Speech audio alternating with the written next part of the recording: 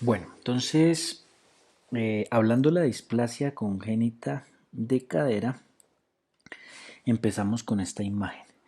Y yo les invito a ustedes a pausar el video y a que vean esta imagen y ustedes mismos individualmente analicen la imagen y me digan o se digan a ustedes mismos si identifican alguna cosa en estas radiografías de cadera AP o panorámicas, si les parece que está normal, si tiene alguna alteración el de la izquierda, si tiene alguna alteración el de la derecha, si hay alguna diferencia entre las dos, si las dos son iguales, a qué corresponde cada radiografía. Y si usted sabe interpretar perfectamente estas dos imágenes, pues entonces quizá no sea necesario que vea la charla. Si usted tiene dudas al respecto, entonces es interesante que aprenda, ya que es muy fácil de diagnosticar. Entonces, la imagen de la izquierda hace referencia por protocolo en el Ministerio de las Guías de Pediatría. Se hace una radiografía a todo recién nacido, pues no recién nacido, a todo niño con 4 meses de edad se le hace una radiografía en Colombia como seguimiento para la posible o detección temprana de la displasia congénita de cadera. Y esto no es porque al Ministerio de Educación ni a la Sociedad de Pediatría se le haya ocurrido o hayan querido por voluntad propia que sean a los 4 meses, sino es porque a los 4 meses es cuando se generan o se forman los núcleos de osificación, que son estos de acá. Sin embargo, no en todo niño de 4 meses se forman los núcleos de osificación como se ve en la imagen de la izquierda. Y eso, la ausencia de la formación de los núcleos de osificación es un criterio de inmadurez de la formación o el desarrollo de la cadera en los niños, los recién nacidos. Entonces es importante identificar cuando tenemos esos criterios a los 4 meses con ausencia o con presencia de los núcleos de osificación, porque si no hay núcleos de osificación hacemos una medida y si hay núcleos de osificación hacemos otra medida diferente para identificar el grado de displasia. Es súper importante preguntas frecuentes de residencias médicas en el que el 100% de los médicos generales caen en ese error. Y no hay que confundir la displasia congénita de cadera con la luxación congénita de cadera, dos conceptos completamente diferentes. Y la pregunta frecuente es cuáles son los exámenes o maniobras que se hacen para identificar tempranamente la displasia congénita de cadera. Y el 100% de los médicos generales responden Ortolani y Barlow. Y Ortolani y Barlow son dos maniobras de neonatología que se utilizan para identificar la luxación congénita de cadera y no la displasia. Entonces, cuando queremos hablar de los tres exámenes o maniobras realizados para la displasia, estamos hablando de Galeazzi, Peter-Bay y abducción simétrica. El test de Galeazzi es doblar las rodillas como lo muestra el dibujo y evidenciar una asimetría entre las dos. Evidentemente la rodillita que es asimétrica se considera que es la cadera que está displásica. La abducción simétrica es flexionar y abducir los miembros inferiores y estos deben abducir simétricamente. La que no abduce simétricamente puede ser o displásica o luxada. Y Peter Bate es los pliegues glúteos simétricos en los niños. Es importante recalcar que estas tres maniobras no son fidedignas. Es decir, en muchos niños con displasias de cadera importantes, estos tres signos están normales, por lo cual lo que más nos sirve para identificar y corregir una displasia de cadera definitivamente es la radiografía de cadera. Si hablamos un poco de epidemiología, pues es mucho más frecuente la displasia congénita de cadera que la luxación congénita, afortunadamente. En uno de cada 100 niños con displasia y en uno de cada 1000 niños con luxación. Es mucho más frecuente en las niñas y esto tiene una relación de 6-1. Eh, Tiene relación en el 20% de los partos podálicos, en la mayoría de las veces es en primogénitos, el 40% de las veces es bilateral, el 35% es a la izquierda, el 25% a la derecha, el 12 al 33% tiene relación con historia familiar y es predominantemente en los blancos. Eh, las etiologías son diferentes, ¿no? Puede ser mecánica, fisiológica, genética o ambiental. La mecánica se refiere a cuando se debe secundario a partes durante su desenvolvimiento y desarrollo intrauterino. Mamás que no querían ser mamás y se apretaban la barriguita. Eh, Oligodramnios, mamás pequeñitas, úteros pequeños, cavidades pélvicas insuficientes, que no eran ginecoides. Entonces, este tipo de situaciones tiene que ver con la mecánica, etiología mecánica, niños que están en las, si nos acordamos de las maniobras, cuando están hacia la izquierda, eh, puede tener relación, que de hecho generalmente las displasias tienen predominio izquierdo. Fisiológica es cuando hay alteraciones de tipo endocrinas. Eh, de hecho, se considera que es quizá la más frecuente, pues alteraciones endocrinas en la mama que pueden alterar un poco el colágeno, las fibras de colágeno de sus hijos, de los bebés, y la pérdida de la tensión en las fibras de colágeno, o esa alteración en las fibras de colágeno que se traduce en que el niño simplemente es más elástico, hace que esta cápsula articular coxofemoral sea más elástica y se pierda el principio que es la presión que ejerce la cabeza del fémur sobre el acetábulo para formar el acetábulo. Es quizá la más frecuente. Sin embargo, también no se deja de lado las causas genéticas, la relación genética que hay cuando la mamá, la abuela, la tía, el hermano tuvieron todos antecedentes de displasia, que de cualquier manera es un porcentaje bastante bajo. Y las ambientales es cuando se refiere a situaciones por las que vive, donde vive, las condiciones culturales que pueden afectar cuando son sitios muy fríos, donde viven con muchos, bueno, que pueda cambiar el normal desarrollo de la gestación. Entonces es importante cuando tenemos la presencia de núcleos de osificación, se hace la clasificación de Tonis, se hacen las medidas de Tonis. Y la clasificación de Tonis se hace con una línea en el borde lateral del acetábulo, se traza una línea horizontal y sobre ese mismo borde acetabular se traza la línea P o la línea de Perkins que nos va a dar ese cuadrante. Lo normal es que la cabeza o el núcleo de osificación esté en el cuadrante inferior interno. Ese es el primer criterio.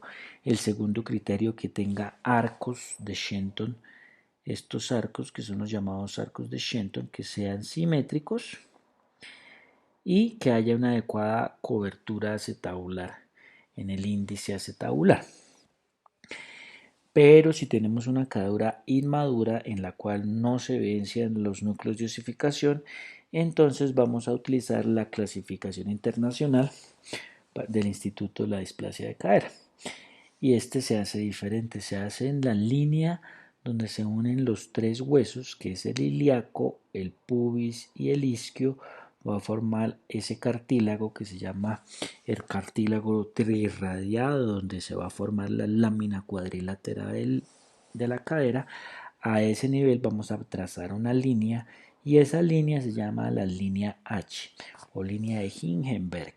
Y en el borde lateral del acetábulo se vuelve a trazar la línea P o la línea de Perkins, que nos va a dar estos 4 cuadrantes, y de donde se cruzan esas dos líneas, la línea H y la línea P, se traza una línea que es completamente diagonal en 45 grados, que va a formar ese cuadrante. Y eso nos va a dar los 4 grados: grado 1, grado 2, grado 3 y grado 4. En alguno de esos 4 puntos debe estar la cabeza. Y por ejemplo, en este lado, acá en esta imagen, se entiende que está entre la zona 3, casi 4, y ahí usted puede entender si está normal, si está subluxado o luxada la cabecita o la caderita. Y pues también los otros mismos criterios, ¿no? La cobertura acetabular, los arcos de Shenton simétricos. Esta es una imagen de los arcos de Shenton, que deben ser así, deben ser simétricos. Y entonces nos resta ver cómo se toma el índice acetabular. El índice acetabular se toma con la misma línea H o línea de Hingenberg, y se traza una línea desde el borde lateral del acetábulo al borde medial del acetábulo, y este ángulo que se forma ahí es el que vamos a medir, que es el ángulo o el índice acetabular. Ese índice acetabular, en el casi 90 y pico por ciento de los casos, es de 30 grados. La mayoría de los niños colombianos nacen con 30 grados. Sin embargo, las escalas es 30 grados más o menos 3. Entonces hay niños que nacen con 31, con 32, con 33. Si ya nace más de eso, ya no es normal, eso ya es displásico. Entonces, a partir de esta medida, todos los meses ese índice comienza a bajar 1 grado, y es lo que nos va a servir como parámetro para el seguimiento. Otro índice importante a tener en cuenta es el índice centro-borda, que se toma con una línea perpendicular desde el centro de rotación de la cabeza y se traza una línea hacia el borde lateral del acetábulo. Y ese ángulo es el ángulo centro-borda, que nos va a dar, según esta escala, estos grados durante esos meses. Entonces, con el índice acetabular y con el ángulo centro-borda vamos a tener un parámetro para identificar el grado de displasia de cadera. Hay un cuadro, que este cuadro evidentemente no es necesario que se lo sepan. Si lo quieren tener es interesante, pero lo importante es que ustedes sepan que cuanto niñas o niños, todos los meses debe ir bajando 1 grado. Entonces, si partimos del principio que a todos los niños con 4 meses en Colombia se le hace una radiografía de cadera, y si partimos del principio que nacen con 30 grados, pues es de esperar que en la radiografía de los 4 meses tengan un índice acetabular de 26 grados. Y es lo que esperamos. Si hacen el ángulo centro-borda, pues entonces debe tener entre 26 grados del índice acetabular y 15 grados del centro-borda. Tenemos el índice de Graf, que es el índice que se hace, que es una medida ecográfica. Entonces ahí es cuando tenemos la situación. Un ejemplo es un niño recién nacido donde el pediatra le hace la maniobra de Barlow y Ortolani, tiene la sospecha de que haya una luxación congénita de cadera o algún grado de inestabilidad, y solicita la valoración por ortopedia.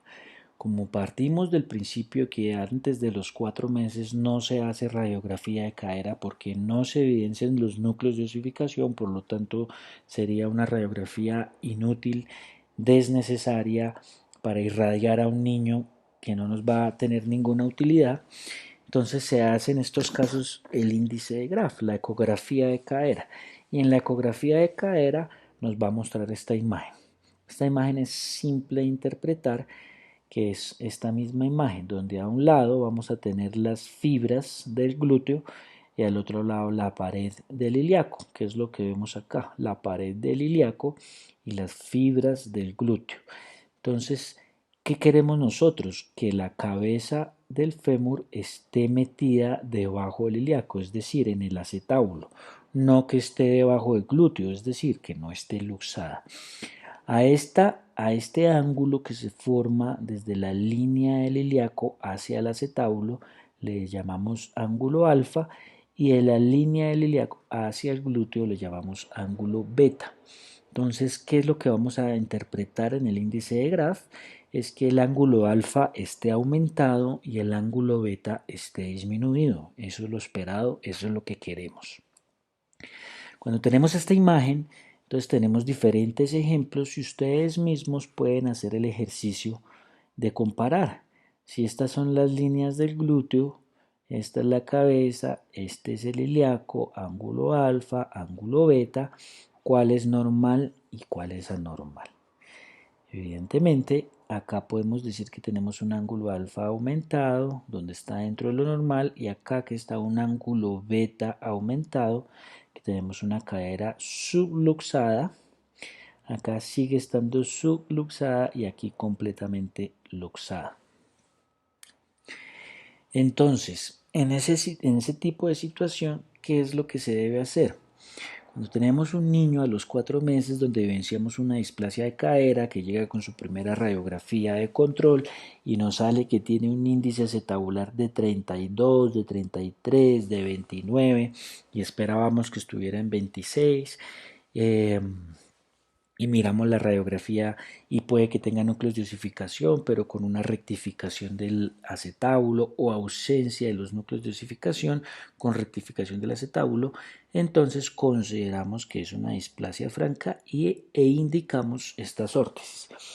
Hay varias opciones, podemos utilizar la órtesis de Pavlik y la órtesis de Milgram. ¿Cuál es la diferencia entre ellas? Que la órtesis de Pavlik utiliza arneses y a veces los pacientes se enredan un poco con este manejo.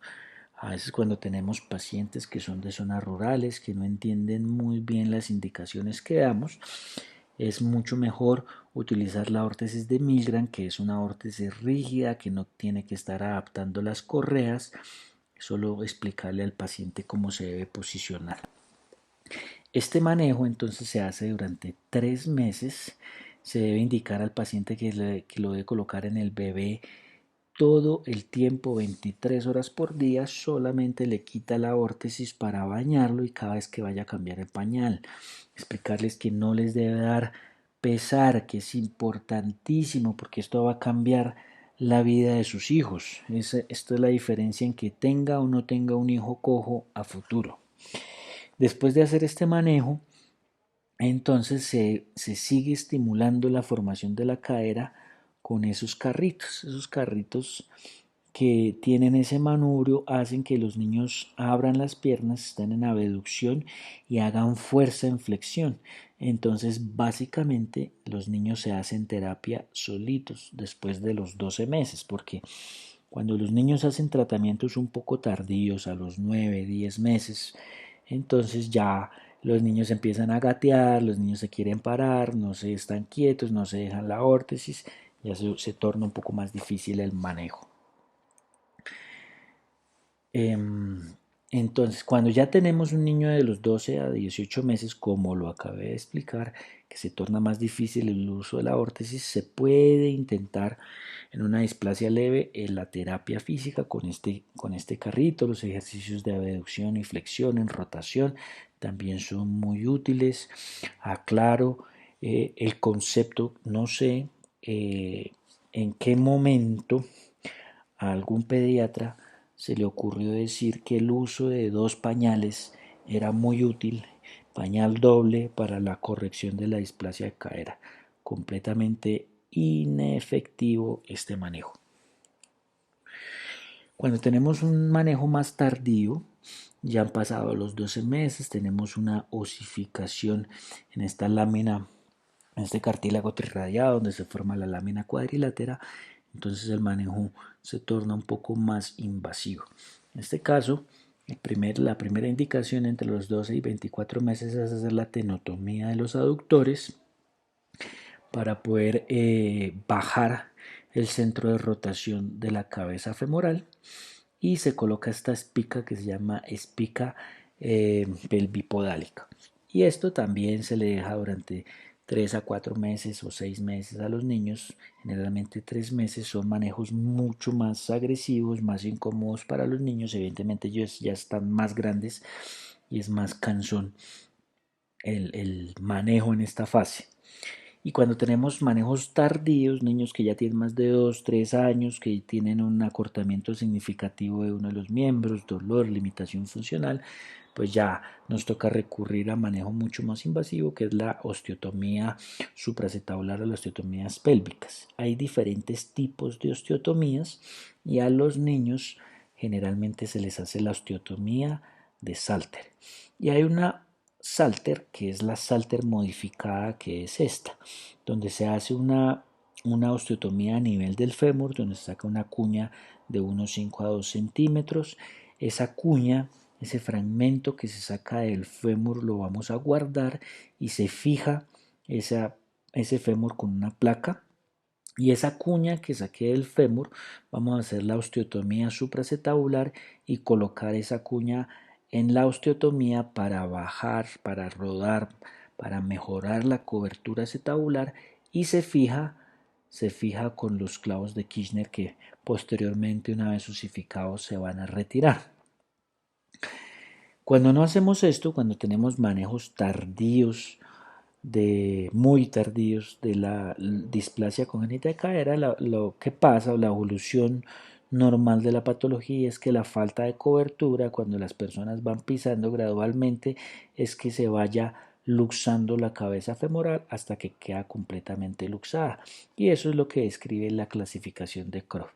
La tipo 1 cuando tiene una luxación menor al 25%, tipo 2 cuando tiene entre el 25 y el 50, tipo 3 entre el 50 y el 75 y tipo 4 cuando está 100% luxada, que esto es lo que vemos en los adultos y es las correcciones tardías de las displasias congénitas de cadera, pacientes que son cojos con una asimetría y alteración de las marchas bizarra, secundario a no haber hecho un manejo inicial de la displasia como ya se explicó.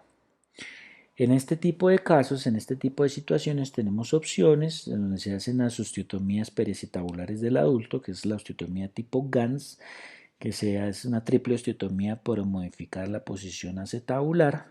Eso lleva algunas secuencias que nos lo permite identificar esta imagen, que es las tensiones de la cápsula articular, ya donde se está el ligamento de Bigelow, donde tenemos los 3 ligamentos importantes de la cápsula, que es el iliofemoral, el pubofemoral y el isquiofemoral. Esa es una opción.